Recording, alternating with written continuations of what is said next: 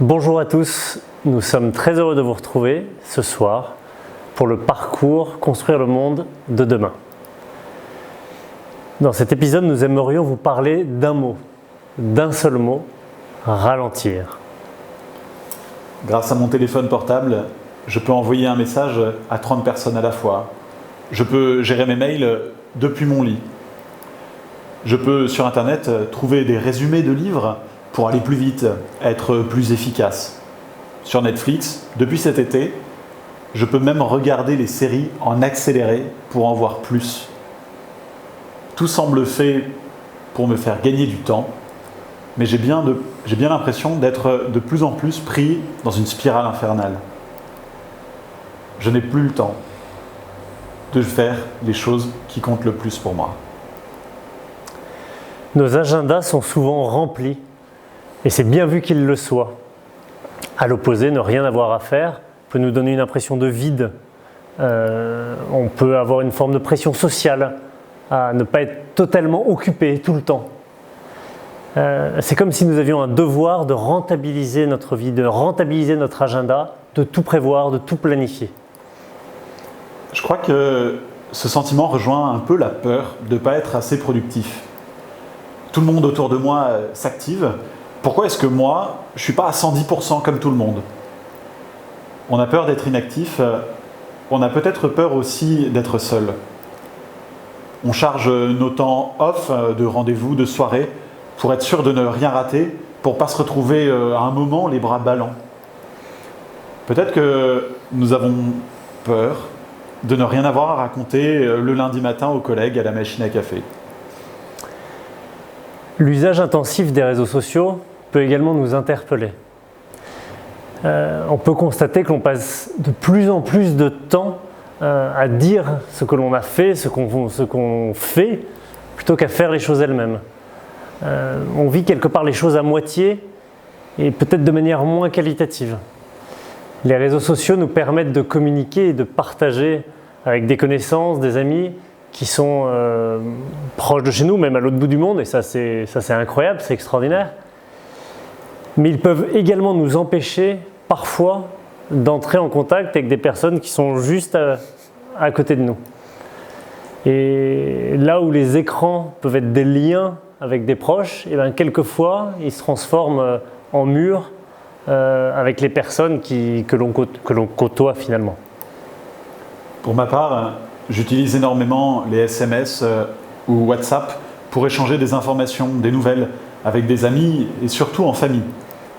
Je dois bien me rendre à l'évidence, ça ne remplacera jamais un coup de téléphone à mes parents, entendre la voix de la personne, la voir, c'est vraiment plus humain qu'un message texte. Et je ne vais pas m'acheter une bonne conscience avec un SMS. Tous ces outils, les portables, les montres, les voitures connectées, nous aident à aller plus vite. Ils nous poussent également et ils nous enchaînent un peu pour que l'on pense optimisation. Alors attention, ces outils, toutes ces applis ne sont pas mauvais en eux-mêmes. Par contre, ce qui pose problème, je crois, c'est leur omniprésence, la place qu'elles prennent dans nos vies. À tel point qu'elles peuvent rendre les relations humaines difficiles. Il suffit de voir, je ne sais pas, dans un restaurant, enfin je veux dire, quand on pouvait encore y aller, tous les téléphones portables sont posés sur la table, juste à côté de l'assiette. Et il suffit d'une notification, d'un SMS, et la conversation s'arrête, et tout le monde vérifie son portable. Face à cette accélération perpétuelle que l'on vit, le pape François nous donne une clé de compréhension en nous disant que la vie biologique est fondamentalement plus lente que la vie sociale qui nous est imposée. Alors, pourquoi revenir à ce rythme de vie biologique ? Qu'est-ce que ça nous apporte ? En fait, qu'est-ce qui est au centre de notre existence ? Le confinement que l'on a tous plus ou moins bien vécu nous a conduit à ralentir. Non pas à choisir le ralentissement, mais à le subir.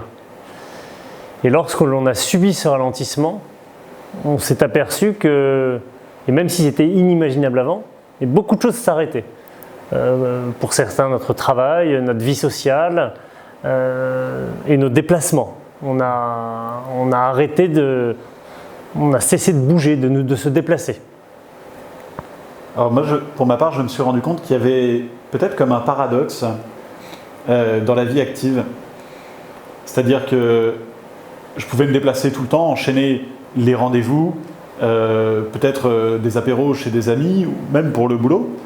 Mais mon agenda était optimisé, chauffé à blanc, mais ça posait un problème. Je bougeais sans cesse, mais à force d'enchaîner, eh bien, peut-être que j'arrivais plus même à vivre l'instant T, à être avec celui avec qui j'étais finalement, tellement projeté dans mes rendez-vous d'après.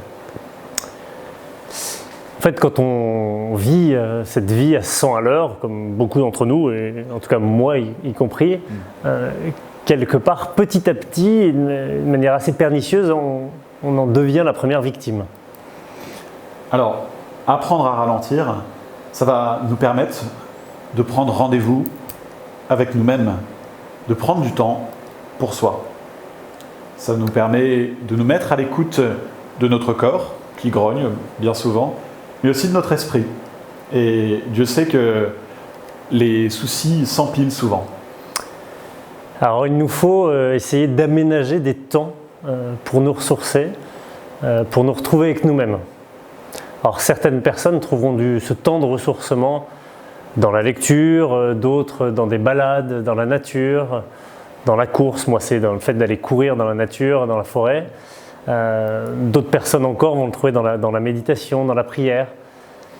Mais ce que je pense important, c'est qu'il faut mettre ces instants de ressourcement personnel qui sont importants en priorité dans un agenda. Il ne faut pas qu'ils viennent en plus d'eux ou on le fera si on arrive à le faire. Non, il faut le mettre. En tout cas, c'est ce je pense qu'il faut essayer de faire, et mettre en priorité dans nos journées pour être sûr de vraiment les vivre, ces moments. Alors, attention, penser à soi, ce n'est pas se couper des autres. Au contraire, je crois que ça me conduit même à la rencontre avec l'autre. Se connaître soi-même, ça permet cette rencontre.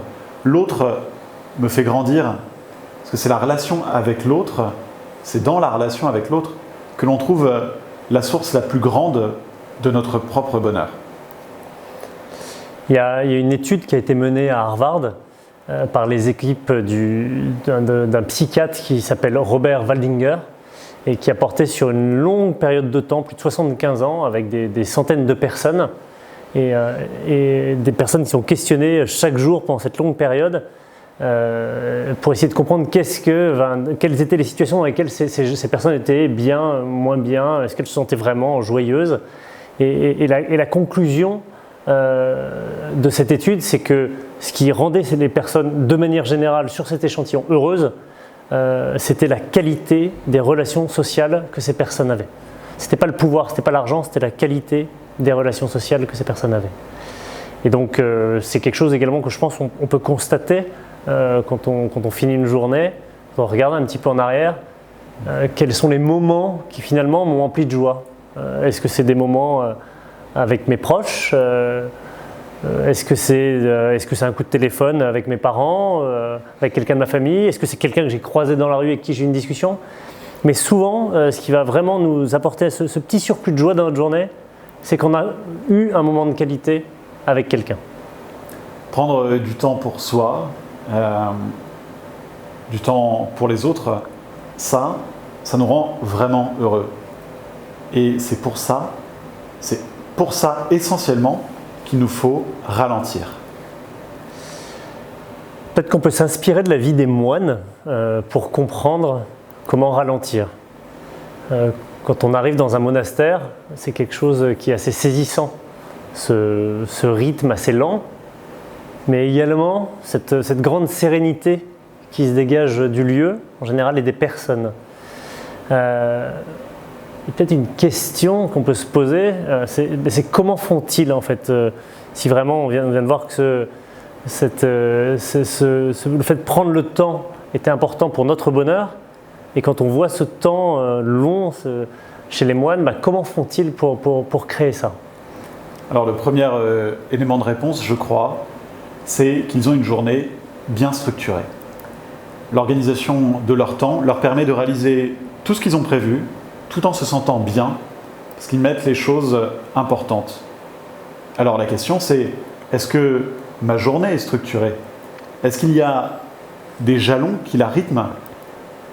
Pour ma part, je me lève tous les matins de la semaine à la même heure, je vais faire un peu de sport, je prends le temps de lire, en fait, je prends du temps pour moi, et ce qui fait que je me sens très bien. Mes journées sont réussies avant 8h30 du mat'. Alors qu'est-ce qui est essentiel dans ma vie? La structure, l'organisation permet de se recentrer sur l'essentiel, donc de prioriser ce qui est important pour moi. Pour les moines, ce qui est important, c'est Dieu, c'est leur relation avec Dieu. Mais pour nous c'est la même chose finalement. On peut à leur image, se dire, ok, les moines, ils ont un rythme de journée, et ils mettent en priorité la prière. Nous, dans notre vie, qu'est-ce qui est essentiel? Qu'est-ce que je dois prioriser? Quelle va être l'activité la plus importante? Est-ce que c'est du sport? Est-ce que c'est la prière, du temps en famille? Que sais-je? Mais je veux le prioriser, et comment je fais pour être sûr de ne pas le rater? Donc il faut certainement, en tout cas je pense, structurer notre journée autour de ces activités, autour de ces éléments importants. Sur ce point-là, les moines peuvent encore nous enseigner quelque chose, le détachement. Le détachement par rapport aux choses qui passent, et surtout celles qui ne sont pas prioritaires dans notre existence. Si on veut ralentir, il faudra se détacher d'une chose ou d'une autre. Pourquoi, par exemple, ne pas nous détacher un peu de notre téléphone portable, en tout cas de certains usages qu'on en fait? Pourquoi ne pas l'éteindre pendant la nuit? Vous en faites pas, il se rallumera pour le réveil. Pour ma part, j'ai désactivé toutes les notifications d'applications d'infos. Voilà. Ce qui est important de souligner, c'est que quelque chose qui doit structurer nos journées, c'est pas parce qu'on a un outil qu'on doit le subir. Et c'est peut-être ça la sobriété qui va nous permettre de ralentir. Donc nous voici au terme de cette petite réflexion sur cette notion de ralentissement. Et nous voulions vous proposer quelques questions pour prolonger cette réflexion chez vous dans les jours à venir. Donc avec 3 questions. La première, donc remettre, c'est le pourquoi ralentir, qu'est-ce qui est essentiel dans ma vie? Donc peut-être prendre un premier temps pour se questionner. Est-ce que c'est ma famille, le sport, la prière, Dieu, mon travail pour certains? Certains pourront peut-être répondre, mais qu'est-ce qui est essentiel dans ma vie et qu'est-ce que j'ai envie de prioriser? La deuxième question, est-ce que je structure ma journée pour ralentir? Est-ce que je prends vraiment le temps et des temps de qualité pour ces moments qui me sont importants? Deuxième question. Et la dernière question, est-ce que quand je mets ces 2 premiers éléments en parallèle, est-ce qu'il n'y a pas des modifications, des petites choses que je peux faire? Éteindre une notification, me lever un peu plus tôt pour prendre un temps de prière, un petit temps de sport si c'est ça. Mais voilà, est-ce que je peux apporter une modification concrète dans mon agenda qui me rendra, in fine, un peu plus heureux? Voilà, je vous propose pour terminer de prendre un bref temps de prière pour qu'on puisse remettre toutes ces réflexions et notre cheminement à chacun dans les mains du Seigneur. Je vous invite à fermer les yeux et à vous tourner vers le Christ. Seigneur, toi qui es le maître du temps, donne-nous de l'apprécier, de le goûter. Donne-nous de te trouver dans les moments simples où nous choisissons la sobriété, où nous choisissons le silence, où nous choisissons de ralentir.